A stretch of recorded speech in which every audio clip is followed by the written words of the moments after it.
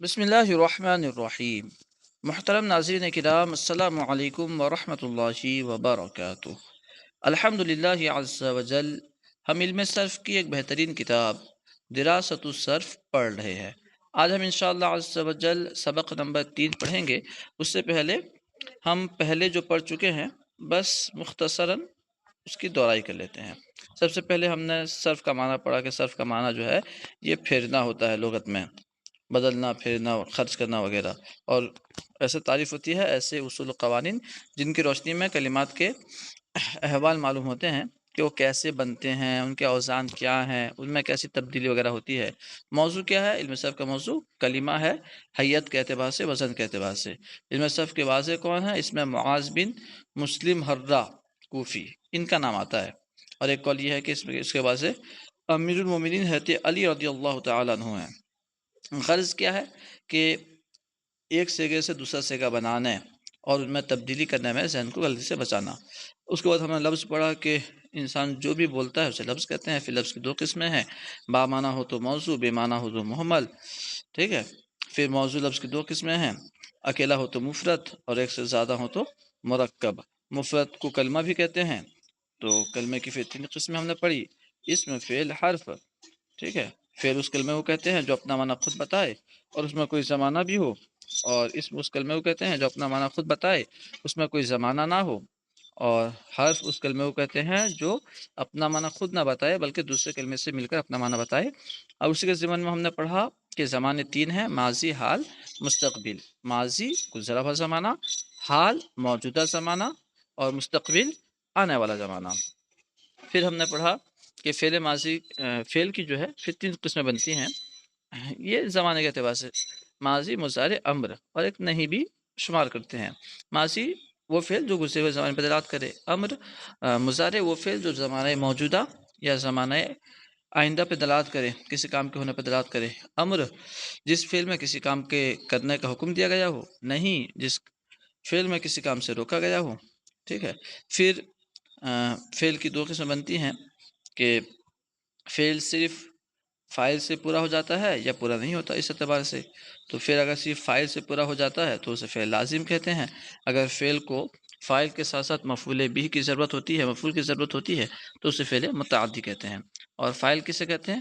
فعل جس کی صفت ہو اس کو فاعل کہتے ہیں، یعنی یوں کہہ لیجئے کہ فعل جس کے ساتھ قائم ہو، فعل کو جو کرنے والا ہو وہ فاعل ہے۔ مفعول فعل جس پر واقع ہو اسے مفعول کہتے ہیں۔ اور پھر فعل کی پھر اور ایک قسم بنتی ہے کہ اس میں کسی کام کا ہونا کرنا پایا جاتا ہے یا نہ ہونا یا نہ کرنا پایا جاتا ہے۔ اگر ہونا یا کرنا پایا جائے تو مثبت ہے، نہ ہونا نہ کرنا پایا جائے تو منفی ہے۔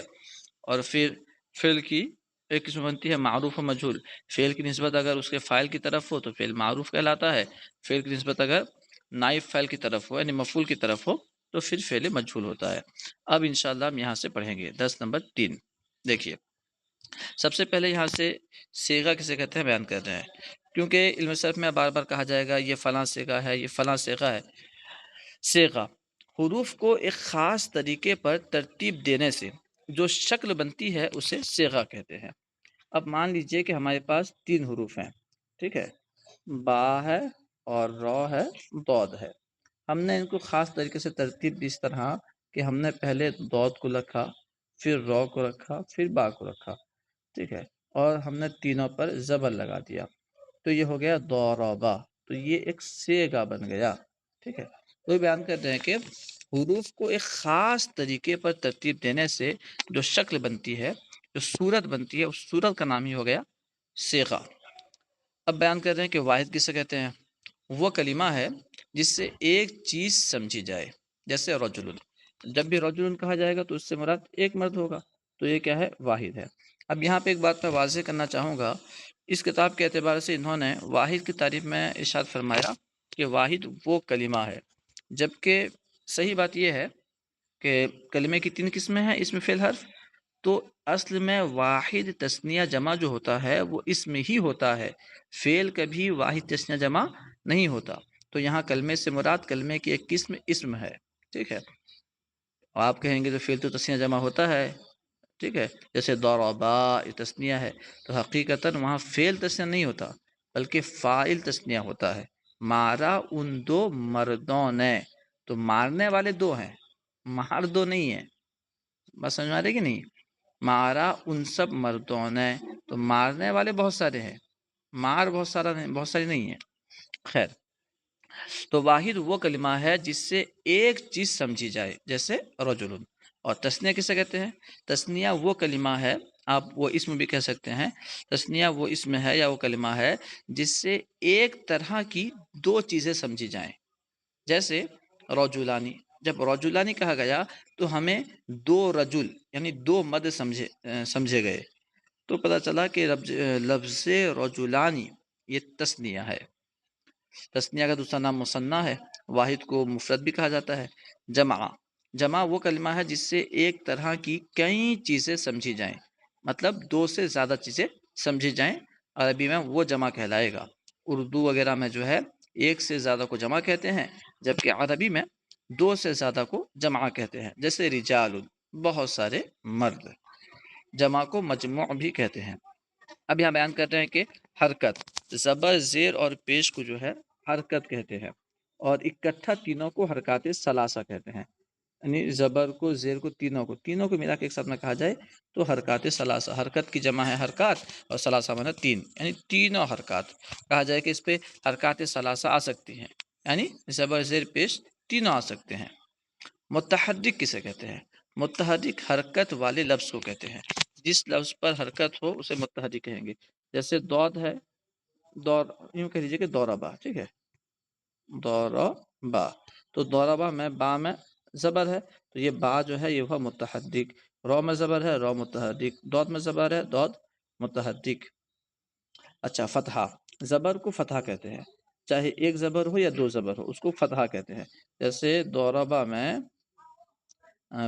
دود میں جو ہے زبر ہے تو ہم کہیں گے دود پر فتحہ ہے کہہ سکتے ہیں، ٹھیک ہے، تو زبر کو فتحہ کہتے ہیں، اور کسرہ زیر کو کسرہ کہتے ہیں، چاہے ایک زیر ہو یا دو زیر، دونوں کو کسرہ کہہ سکتے ہیں۔ ضمہ پیش کو کہتے ہیں، چاہے ایک پیش ہو یا دو پیش، اس کو ضمہ کہتے ہیں۔ اب مفتوح ہو گیا، مفتوح کسے کہیں گے؟ وہ حرف جس پر زبر ہو، جس پر فتحہ ہو وہ مفتوح، فتحہ سے بنا ہے مفتوح، جس پر فتحہ ہو، کیونکہ فتح کہتے ہیں زبر کو، اور جس پر فتحہ ہو یعنی زبر ہو اسے کہیں گے مفتوح، جیسے دود لیجیے، دو زبر دا، رو زبر را، با زبر با، دوربا، تو دود میں کیونکہ زبر ہے تو ہم کہیں گے دود مفتوح ہے، ٹھیک ہے۔ اور مکسور وہ حرف جس پر زیر ہو یعنی جس پہ کسرہ ہو، یہ بنا ہے کسرہ سے، اور مضموم وہ حرف ہے جس پر پیش ہو، یہ بالکل آسان سی باتیں ہیں۔ سکون جزم کو کہتے ہیں، ٹھیک ہے، جزم کو سکون کہتے ہیں، اور ساکن وہ حرف ہے جس میں جزم ہو، جس پر جزم ہو۔ ان سب کی مثال سمعت، یہ جو لفظ ہے اس میں سب کی مثال ہے۔ دیکھیے سب سے پہلے سین پہ زبر ہے تو اس زبر کو فتحہ کہتے ہیں، تو گویا کہ سین پر فتحہ ہے، ٹھیک ہے۔ اب سین پہ فتحہ ہے تو لہٰذا ہم کہہ سکتے ہیں کہ سین مفتوح ہے۔ اب میم پہ دیکھیے، میم پہ زیر ہے اور زیر کو کسرہ کہتے ہیں، تو جس پہ کسرہ ہو اسے مکسور کہتے ہیں، تو ہم کہیں گے کہ میم مکسور ہے۔ اور عین ساکن ہے، عین پہ جزم ہے تو جس پہ جزم ہو اسے ساکن کہتے ہیں، تو لہٰذا عین ساکن ہے۔ عین پہ سکون ہے اور جس پہ سکون ہو وہ ساکن ہوتا ہے، تو عین ہوا ساکن۔ تا پہ پیش ہے اور پیش کو ضمہ کہتے ہیں، جس پہ ضمہ ہو اسے مضموم کہتے ہیں، تو ہم کہیں گے تا مضموم ہے۔ سمیتو کا معنی ہے میں نے سنا۔ اس میں پہلا حرف مفتوح ہے سین، دوسرا حرف مکسور یعنی میم مکسور ہے، اور تیسرا ساکن عین ساکن ہے، اور چوتھا مضموم ہے یعنی تا جو ہے مضموم ہے۔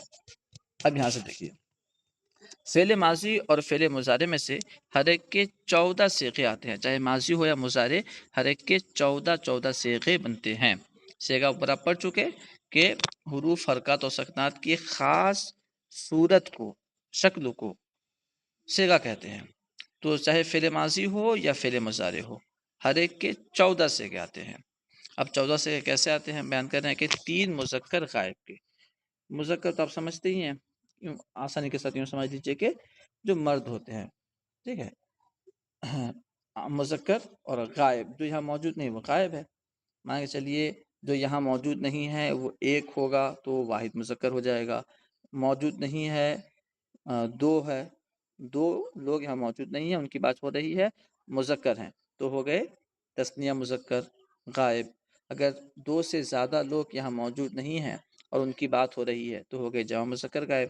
تو غائب کے تین ہو گئے، ٹھیک ہے، مذکر غائب کے تین، اور تین مؤنث غائب کے۔ یہاں کوئی عورت موجود نہیں ہے، اس کی بات ہو رہی ہے، ایک ہے تو ہو گئی واحد مؤنث غائب۔ دو عورتیں یہاں موجود نہیں ہیں، ان کی بات ہو رہی ہے تو تثنیہ مؤنث غائب۔ تین عورتیں یہاں موجود نہیں ہیں یا دو سے زیادہ عورتیں موجود نہیں ہیں، ان کی بات ہو رہی ہے تو ہو گیا جمع مؤنث غائب۔ تو مذکر غائب کے تین صیغے بن گئے اور مؤنث غائب کے تین صیغے بن گئے، چھ صیغے ہو گئے۔ تین مذکر حاضر کے، یہاں جو موجود ہے سامنے، اگر وہ ایک مرد ہے تو ہوا واحد مذکر حاضر کیونکہ موجود ہے۔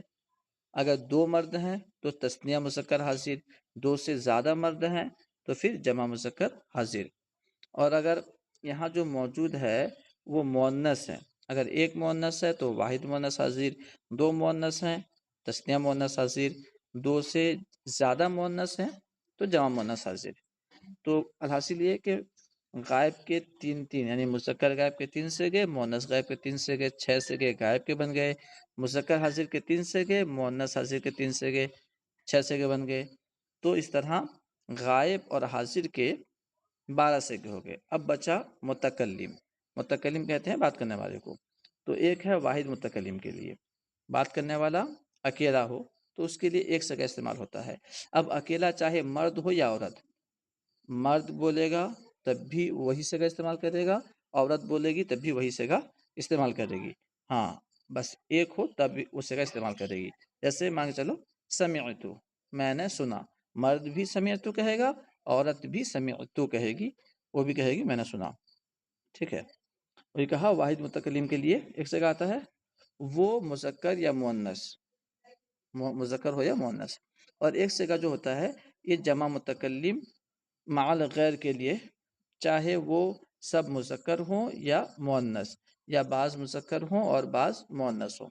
جیسے مان لو سمعنا، ہم نے سنا۔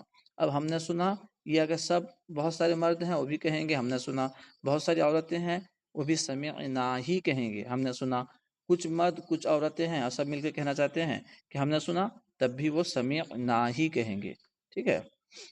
تثنیہ کے لیے بھی یہی بولیں گے، دو مرد اگر کہنا چاہیں کہ ہم نے سنا تب بھی سمعنا کہیں گے۔ الحاصل یہ کہ غائب کے 6 صیغے، حاضر کے 6 صیغے اور متکلم کے 2 صیغے ہوئے۔ ان سب کی مثال آگے گردان میں آ رہی ہے، انشاءاللہ تفصیل سے وہاں پہ سمجھایا جائے گا۔ اب دیکھیے ان صیغوں میں واحد مذکر غائب بنانے کا کوئی خاص قاعدہ کلیہ نہیں ہے، ان کے اعتبار سے جو یہاں بیان کر رہے ہیں قاعدہ کلیہ نہیں ہے۔ حالانکہ بعض کتابوں میں قاعدہ بیان کیا گیا ہے، لیکن یہ کہ جو عین کلمہ ہوتا ہے نا اس کی حرکت باب کے اعتبار سے بدلتی رہتی ہے، تو لہٰذا عین کلمے پہ کیا لگائیں گے یہ سمجھ نہیں آئے گا، ٹھیک ہے۔ جیسے مانگے چلو ایک مصدر ہے ضربن، ٹھیک ہے، ضربن سے ماضی واحد مذکر غائب کا صیغہ کیا بنے گا؟ تو عام طور پر کتابوں میں بیان کیا جاتا ہے کہ جو اس کے حروف اصلیہ ہیں فا عین لام وغیرہ، تو اس کا جو فا کی جگہ آئے گا وہ فا کلمہ، جو عین کی جگہ آئے گا وہ عین کلمہ، جو لام کی جگہ آئے گا وہ لام کلمہ، ٹھیک ہے۔ جیسے ضربا یہ اصل میں ہے ضربن، لے لو ضربن یہ اصل میں ہے فعلن کے وزن پر، ٹھیک ہے۔ تو فا کی جگہ ضاد ہے اور عین کی جگہ را ہے، با کی جگہ لام ہے، لام کی جگہ با ہے، تو یہ ہوا فا کلمہ، یہ عین کلمہ، یہ ہوا لام کلمہ، ٹھیک ہے۔ تو قاعدہ یہ ہے واحد مذکر غائب کا بنانے کا کہ فا کلمے کو زبر دیں گے، فا کلمہ ضاد تھا اس کو زبر دیں گے، اور لام کلمے کو زبر دیں گے، فا کلمے کو زبر دیں گے، لام کلمے کو زبر دیں گے، لیکن عین کلمے پہ کوئی حرکت نہیں لگائیں گے۔ اب اس کے لیے دیکھیں گے کون سے باب سے ہے، جس باب سے ہوگا باب کے اعتبار سے اس پر حرکت لگائیں گے، کیونکہ باب ضربہ سے ہے تو اس کا عین کلمہ فتح آتا ہے تو یہاں زبر لگائیں گے۔ خیر اب دیکھیں یہ کیا بیان کرتے ہیں، ان صیغوں میں واحد مذکر غائب جو پہلا صیغہ ہے ایک ہو اور مذکر ہو جو یہاں موجود نہ ہو، یعنی کسی ایک مرد کی بات چل رہی ہے جو یہاں موجود نہیں ہے، تو واحد مذکر غائب کا صیغہ بنانے کا کوئی قاعدہ کلیہ نہیں ہے۔ صرفیوں نے، جو صرف کے ماہرین ہیں ان کو صرفی کہتے ہیں، صرفیوں نے 43 ابواب مقرر کر دیے ہیں۔ صرفیوں نے 43 ابواب کو مقرر کر دیا ہے کہ 43 ابواب ہیں علم صرف کے، اور ہر باب سے ماضی معروف مضارع معروف کا ایک ایک صیغہ واحد مذکر غائب بتا دیا ہے، ٹھیک ہے، باب کا۔ تو جو مصدر جس باب کا ہوگا اس مصدر کے ماضی معروف و مضارع معروف کا صیغہ واحد مذکر غائب اسی باب کے ماضی معروف اور مضارع معروف کے صیغہ واحد مذکر غائب کے وزن پر آئے گا، ٹھیک ہے۔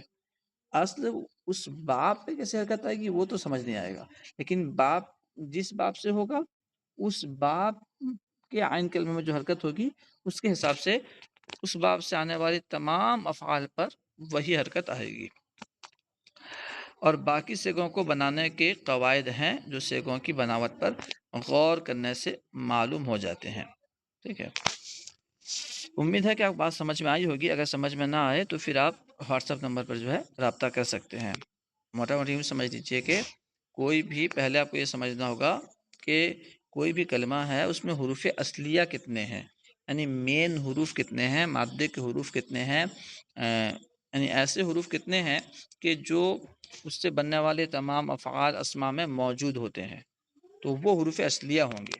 اس کو سمجھنے کے لیے آسانی کے لیے آپ یوں سمجھ لیجیے کہ جیسے ضربن ایک لفظ ہے، ضربن، ٹھیک ہے، ضربن ایک لفظ ہے، تو ضربن سے بنا ہے یضربو، اسی سے بنا ہے ضاربن، ٹھیک ہے، اسی سے بنا ہے مضروبن، ٹھیک ہے، اسی سے بنا ہے مضربن وغیرہ۔ تو اب جتنے بھی کلمات دیکھ لیں، ضاد را با، یہ تینوں ہر جگہ موجود ہوں گے، اس میں بھی ضاد را با ہے، اس میں بھی ضاد را اور با ہے، اس میں بھی ضاد را با ہے۔ پتہ یہ چلا کہ ضربن میں جو ہے ضاد را با یہ حروف اصلیہ ہیں۔ اب حروف اصلیہ پہچانیں گے کیسے؟ اس کے لیے صرفیوں نے فا، عین اور لام کا انتخاب کیا ہے کہ کسی کلمے میں حروف اصلیہ کتنے ہیں، حروف زائدہ کتنے ہیں، کوئی بھی کلمہ ہو آپ اس کو پہلے فا عین لام کے وزن پر لائیں گے۔ مان کے چلیے ایک لفظ ہے اکلن، ٹھیک ہے، اکلن، تو یہ ہے کس وزن پر؟ فعلن کے وزن پر ہے، فعلن اکلن، ٹھیک ہے۔ تو یہاں پہ دیکھیے حمزہ یہ فا کی جگہ میں ہے، کاف یہ عین کی جگہ میں ہے، اور لام لام کی جگہ میں ہے، تو یہ تینوں حروف فا عین لام کی جگہ آ رہے ہیں، تو پتہ چلا کہ تینوں حروف اصلی ہیں، اس میں کوئی زائد حرف نہیں ہے۔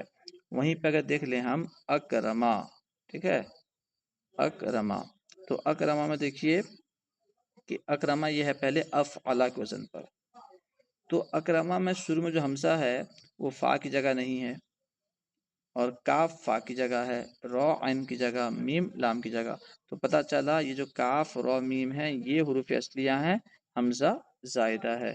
اس طرح کتاب دیکھ لیجئے، کتاب، کتاب میں کتاب ہے فعال کے وزن پر، تو کاف جو ہے یہ فا کی جگہ میں ہے، تا عین کی جگہ میں ہے، اور با لام کی جگہ میں ہے۔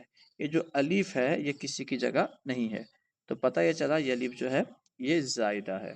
یہ پہچاننا بہت ضروری ہے، اس کے بغیر جو ہے آپ کوئی بھی صیغہ بنانا مشکل ہو جائے گا۔ حروف اصلیہ پہچانیں گے تب تو بنائیں گے۔ خیر، اب اسی کو یہاں بیان کر رہے ہیں، دیکھیے ثلاثی مجدد، تین حرفی کلمے میں کوئی حرف زائد نہ ہو۔ تین حرفی سے مراد ایسا کلمہ جس کے حروف اصلیہ تین ہو، وہ ثلاثی کہلائے گا۔ جیسے یہاں پہ کتاب ہے، کتاب میں اگرچہ چار حروف ہیں لیکن کیونکہ حروف اصلیہ کاف تا با ہیں تو یہ ثلاثی ہو گیا۔ اب اس کے ساتھ میں ایک زائد بھی ہے تو یہ الگ سی بات ہے، تو یہ مزید فی ہو جائے گا، مجرد نہیں ہوگا، لیکن یہ بھی تین حرفی ہی ہے۔ تو بیان کر رہے ہیں کہ تین حرفی کلمے میں کوئی حرف زائد نہ ہو، جیسے علیمہ، تو علیمہ ہے فعیلہ کے وزن پر، کس وزن پر؟ فعیلہ، تو فا کی جگہ ہے عین، اور عین کی جگہ ہے لام، اور لام کی جگہ ہے میم، تو تینوں حروف فا عین لام کی جگہ آ رہے ہیں، پتہ چلا کہ تینوں اصلی ہیں، اور اس کے علاوہ کوئی حرف ایکسٹرا نہیں ہے، تو یہ مجرد ہے، یعنی زوائد سے خالی ہے۔ اور ثلاثی مزید، اس کو مزید فی بھی کہتے ہیں۔ تین حرفی کلمے میں تین حرفی کلمہ جس میں کوئی حرف زائد بھی ہو، جیسے اعلم، تو اس میں پہلا حرف زائد ہے، یعنی حمزہ جو ہے وہ زائد ہے۔ ثلاثی مجرد سے ماضی یہ 3 وزن پر آتا ہے، کیونکہ پہلے میں بتا چکا ہوں فا کلمہ اور لام کلمہ جو ہے ان کی حرکت جو بدلے گی نہیں، بدلے گی حرکت کس کی؟ بس عین کلمے کی۔ عین کلمے میں کبھی زبر آئے گا، کبھی زیر آئے گا، کبھی پیش آئے گا۔ تو موٹا موٹی بات ہو گئی کہ اس کے 3 ہی وزن بنیں گے، فعلا، فعیلا اور فعولا۔ یہ ماضی کے 3 ہی اوزان ہے۔ ثلاثی مجرد سے ماضی جو آئے گا انہی تینوں میں سے کسی وزن پر آئے گا۔ جتنے بھی 3 حرفی کلمے ہوں، کوئی ایکسٹرا حرف نہیں ہے، ثلاثی مجدد ہے، یعنی حروف اصلیہ 3 ہے، کوئی زائد نہیں ہے، تو ان سے جتنا بھی بنے گا فعل وغیرہ وہ سب یا تو فعلا کا وزن پر رہے گا، یا فعیلا کے، یا فعولا کے، یعنی ماضی کا صیغہ، ٹھیک ہے۔ اور مضارع بھی 3 وزن پر آتا ہے، یفعلو، یفعلو، یفعلو۔ ظاہر سی بات ہے اس میں بھی جو ہے عین کلمہ ہی بدلے گا، کبھی عین کلمہ میں زبر، کبھی زیر، کبھی پیش۔ ماضی اور مضارع کو ملانے سے کل 9 صورتیں ہوتی ہیں، ٹھیک ہے۔ 3 کو اگر 3 سے ضرب دیں گے تو کتنی صورتیں بنیں گی؟ 9 صورتیں۔ مان کے چلیے ماضی کے عین کلمے میں زبر ہے، اور زبر کے ساتھ یہ تینوں ہو گئے، مضارع کے عین کلمے میں زبر، مضارع کے عین کلمے میں زیر، مضارع کے عین کلمے میں پیش، یہ 3 ہو گئے۔ پھر ماضی کے عین کلمے میں زیر، تو پھر ان کو ملائیے، مضارع کے عین کلمے میں زبر، مضارع کے عین کلمے میں زیر، مضارع کے عین کلمے میں پیش، یہ ہو گئے 3۔ اس طرح ماضی کے عین کلمے میں پیش، مضارع کے عین کلمے میں زبر، مضارع کے عین کلمے میں زیر، مضارع کے عین کلمے میں پیش، تو کل 9 صورتیں بنتی ہیں۔ لیکن زبان عرب میں عموماً صرف 6 شکلیں مستعمل ہیں، یعنی 6 شکلیں استعمال ہوتی ہیں، انہی کو 6 ابواب کہتے ہیں۔ اس جگہ انہی ابواب کے ماضی معروف اور مضارع معروف کا ایک ایک صیغہ اور واحد مذکر غائب لکھا جا رہا ہے۔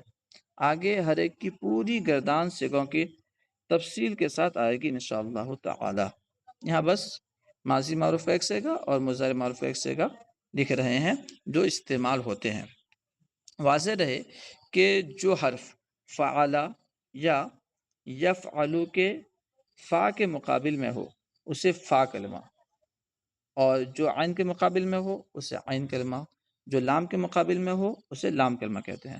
جیسے میں نے سمجھایا بھی کہ ضربا یہ ہے فعلا کے وزن پر، ٹھیک ہے، فعلا کے وزن پر، تو دود ہے فا کی جگہ، ہم دود کو کہیں گے فا کلمہ۔ رو ہے عین کی جگہ پر، رو کو کہیں گے عین کلمہ۔ با ہے لام کی جگہ پر، با کو کہیں گے لام کلمہ۔ اس کو بیان کیا۔ واضح رہے کہ جو حرف فعلا یا یفعلو کے فا کے مقابل میں آئے، فا کی جگہ میں آئے سمجھ لیجیے، تو اس کو فا کلمہ، جو عین کے مقابل میں ہو اسے عین کلمہ، اور جو لام کے مقابل میں ہو اسے لام کلمہ کہا جاتا ہے۔ مثلا نصرہ، تو نصرہ میں نون جو ہے یہ فا کی جگہ میں ہے، کیونکہ نصرہ ہے فعلا کے وزن پر، ٹھیک ہے، تو نون ہے فا کی جگہ، صاد ہے عین کی جگہ، رو ہے لام کی جگہ، تو نون ہو گیا فا کلمہ، صاد عین کلمہ، رو لام کلمہ۔ وہی کہہ رہے ہیں نصرہ میں نون فا کلمہ، صاد عین کلمہ اور رو لام کلمہ ہے۔ اسی طرح افعلوا، فاعل، مفعول، فعیل، افعل وغیرہ کے فا، عین اور لام کے مقابل میں حروف کو سمجھیں۔ اب سمجھنا کیا ہے؟ اب دیکھیں یہاں پہ افعل اور فاعل، مفعول، فعیل، افعل وغیرہ کے فا، عین، لام کے مقابل میں جو حروف آئیں گے ان کو سمجھیں گے۔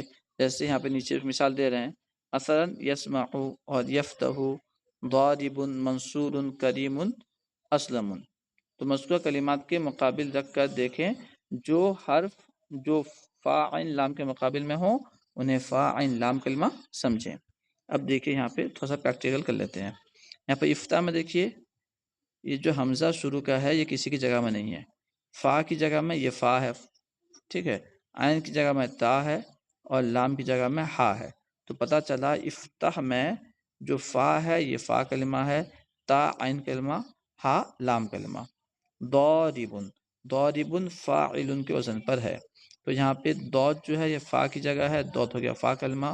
الف کسی کی جگہ نہیں ہے، عین یا لام کی جگہ نہیں ہے، تو الف زیادہ ہے. را عین کی جگہ ہے، را ہوا عین کلمہ. با لام کی جگہ ہے تو با ہوا لام کلمہ. اس کے بعد ہو گیا منصور. تو منصور میں دیکھیے یہ ہے مفعول کے وزن پر ہے. تو شروع کا میم یہ فا عین لام میں سے کسی کی جگہ نہیں، ایکسٹرا ہے. اس کے بعد نون جو ہے یہ فا کی جگہ ہے تو نون ہوا فا کلمہ. صاد یہ عین کی جگہ ہے. مف تو یہاں پہ من ہو گیا فا کی جگہ. اور او تو او یہاں سو ہے. صاد جو ہے یہ عین کی جگہ ہے، یہ ہو گیا عین کلمہ. اس کے بعد واو کسی کی جگہ نہیں ہے تو واو ایکسٹرا ہے. اس کے علاوہ لام جو ہے را یہ لام کی جگہ ہے. مفعول منصور، تو را لام کی جگہ ہے اور را ہوا لام کلمہ. اس طرح آپ خود پریکٹس کر سکتے ہیں کیونکہ ویڈیو لمبی ہو رہی ہے. خیر دیکھیے یہاں پہ جو ثلاثی مجرد کے 6 ابواب زیادہ استعمال ہوتے ہیں ان کو یہاں بیان کر رہے ہیں، جو استعمال ہوتے ہیں مستعمل ہیں. پہلے یہاں پہ باب ہے، باب اول، باب دوم، باب سوم، اس طرح نام لکھا ہے انہوں نے. اس کے علاوہ ماضی کا صیغہ، یہاں مضارع کا صیغہ. ماضی معروف، مضارع معروف کا صیغہ ہے. ٹھیک ہے، واحد مذکر غائب کا. اب وہ کس وزن پر ہے؟ یہاں پہ وزن ہے. اس کے علاوہ اس کا عین کلمہ علامت کیا ہے؟ ٹھیک ہے، عین کلمے میں کیا ہوگا یہ علامت ہے، اور اس کا اشارہ کیا ہے یہاں بیان کرتے ہیں. اب دیکھیے سب سے پہلا باب ہے نصرہ ینصرو. ماضی نصرہ آتا ہے، مضارع ینصرو، تو اس کو ملا کے کہہ دیتے ہیں باب نصرہ ینصرو. اب یہ کس وزن پر ہے؟ فعل یفعل. نصرہ ینصرو فعل یفعل. اس کی علامت کیا ہے کہ اس کے ماضی میں جو عین کلمہ ہے یہ مفتوح ہوتا ہے، عین کلمے میں فتح ہوتا ہے، جبکہ مضارع کے عین کلمے میں ضمہ ہوتا ہے، یعنی مضارع کا عین کلمہ مضموم ہوتا ہے. یہ پہچان ہے. یعنی باب نصرہ ینصرو کی علامت کیا ہے؟ باب نصرہ ینصرو کے ماضی کا عین کلمہ مفتوح، مضارع کا عین کلمہ مضموم ہوتا ہے. اور اس کی طرف باب نصرہ کی طرف اشارہ کیا جاتا ہے نون کے ذریعے. دوسرا باب ہے ضرب یضرب. ضرب ماضی، یضرب مضارع. کس وزن پر ہے؟ یہ فعل یفعل کے وزن پر ہے. اب اس کی پہچان کی علامت کیا ہے؟ ٹھیک ہے، اس کی علامت یہ ہے کہ اس کا ماضی جو ہے یہ مفتوح ہوگا، یعنی ماضی کے عین کلمے میں فتح ہوگی، اور مضارع کا عین کلمے میں کسرہ یعنی مکسور. ماضی کا عین کلمہ مفتوح، مضارع کا عین کلمہ مکسور. اور اس کی طرف لغت وغیرہ میں ضاد کے ذریعے اشارہ کیا جاتا ہے. تیسرا باب ہے سمع یسمع. ملا کے کوئی کہتے ہیں باب سمع یسمع. اس کی کس وزن پر ہے؟ فعل یفعل کے وزن پر. پہچان کیا ہے کہ اس کے ماضی کا عین کلمہ مکسور ہوتا ہے، عین کلمے میں زیر ہے، اور مضارع کے عین کلمے میں زبر ہے، یعنی مفتوح ہے. ماضی کا عین کلمہ مکسور، مضارع کا عین کلمہ مفتوح. اور اس کی طرف سین لکھ کر کے اشارہ کیا جاتا ہے. اور چوتھا باب ہے چوتھا باب ہے فتح یفتح. تو اس میں یہ کس وزن پر ہے؟ فعل یفعل وزن پر. اس کے ماضی کا عین کلمہ بھی مفتوح، مضارع کا عین کلمہ بھی مفتوح. ٹھیک ہے، اس کی علامت یہ ہوئی کہ جس کے ماضی اور مضارع دونوں کا عین کلمہ مفتوح ہوگا، مطلب یہ کہ باب فتح یفتح سے ہے. اب اس کی طرف جو ہے فا لکھ کر کے اشارہ کیا جاتا ہے. پنجم، پانچواں باب ہے کرما یکرمو. اب یہ ہے فعول یفعل کے وزن پر. اب اس کی پہچان کیا ہے؟ پہچانیں کیسے؟ تو ماضی مضموم العین، مضارع مضموم العین. تو جس کے ماضی کے عین کلمے میں بھی ضمہ آئے، مضارع کے عین کلمے میں بھی ضمہ آئے، مطلب یہ کہ باب کرما یکرمو سے ہے. اور اس کی طرف کاف لکھ کر کے اشارہ کیا جاتا ہے. ششم، چھٹا باب ہے حسیبہ یحسیبو. ٹھیک ہے، تو یہ ہے فعیل یفعل کے وزن پر. اس کی پہچان کیا ہے کہ اس کے ماضی کا عین کلمہ بھی مکسور، مضارع کا عین کلمہ بھی مکسور. تو ایسا کوئی فعل دیکھیں جس کا ماضی کے عین کلمہ میں بھی کسرہ آئے، مضارع کے عین کلمہ میں کسرہ آئے، تو سمجھ لیجئے کہ باب حسیبہ یحسیبو سے ہے. اور اس کی طرف ہا لکھ کر کے اشارہ کیا جاتا ہے. اب اس سب کے معنی جو ہے انہوں نے لکھ دیے ہیں. تو نصرہ کا معنی ہوتا ہے اس نے مدد کی. ٹھیک ہے، ضربہ کا معنی اس نے مارا، سمعہ اس نے سنا، فتح اس نے کھولا، کرما وہ شریف ہوا، بزرگ ہوا، حسیبہ اس نے گمان کیا. لغات یا دوسری کتابوں میں ان ابواب کی طرف اشارہ کرنے کے لیے کلمات کے سامنے ان ابواب کے ماضی معروف کا پہلا حرف یعنی نون نصرہ، ضاد ضرب یضرب، سین سمع یسمع، فا فتح یفتح، کاف کرم یکرم، ہا حسب یحسب لکھ دیا جاتا ہے۔ اس سے پڑھنے والا سمجھ جاتا ہے کہ وہ کلمہ کس باب سے ہے اور ماضی و مضارع میں اس کے عین کلمے پر کیا حرکت ہوگی۔ میں پہلے بتا چکا کہ ماضی بنانے کا طریقہ یہ ہے کہ فا اور لام کلمے کو زبر دے دیں گے، لیکن عین کلمہ جس باب سے ہوگا اس باب کے اعتبار سے حرکت دیں گے۔ تو عین کلمہ اگر باب نصرہ سے ہے تو ماضی میں اس پہ زبر آئے گا، کیونکہ نصرہ کی علامت یہ ہے کہ اس کا ماضی مفتوح لین ہوتا ہے۔ خیر، اب تمرین جلدی سے دیکھ لیجئے، ٹائم کیونکہ بہت لمبی ویڈیو ہو گئی۔ سب سے پہلے سوال ہے کہ حروف اصلیہ اور حروف زائدہ کی تعریف مثالوں کے ساتھ بیان کریں۔ تعریف میں سمجھ لیجیے کہ کسی بھی کلمے میں جو حروف فا عین اور لام کلمے کی جگہ نہ آئیں تو وہ حروف زائدہ ہیں، اور جو حروف فا عین یا لام کی جگہ میں واقع ہوں وہ حروف اصلیہ ہیں۔ اور موٹا موٹی کہیں گے تو کسی بھی کلمے کے مادے کے حروف کو حروف اصلیہ اور ان کے علاوہ دیگر حروف کو حروف زائدہ کہتے ہیں۔ مثال کے طور پر کتاب، کتاب کی مثال، کتاب یہ فعال کے وزن پر ہے تو کاف فا کی جگہ، تا عین کی جگہ، با لام کی جگہ ہے، یہ تینوں حروف ہو گئے اصلی، الف کسی کی جگہ نہیں تو یہ ہو گیا زائد۔ سیگا کی تعریف کیجیے۔ سیگا حروف کی خاص صورت کو، حروف کو خاص طریقے سے ترتیب دینے سے جو شکل حاصل ہوتی ہے اسے سیگا کہتے ہیں۔ پھر یہ بتائیے کہ فعل ماضی یا فعل مضارع کے کتنے سیگے ہوتے ہیں؟